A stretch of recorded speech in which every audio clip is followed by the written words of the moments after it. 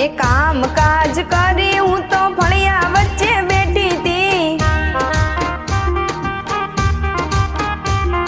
એ આડી નજરે જોયું ત્યાં તો ડમરૂ વાળા બેઠા તા। એ ડમરૂ વાળા એ તો મારા ભોળાનાથ ભગવાન છે। એ ત્યારે મને ખબર પડી આજે સોમવાર છે। એ કામ કાજ કરી હું તો ફળિયા વચ્ચે બેઠી તી। એ આડી નજરે જોયું ત્યાં તો મોદક વાળા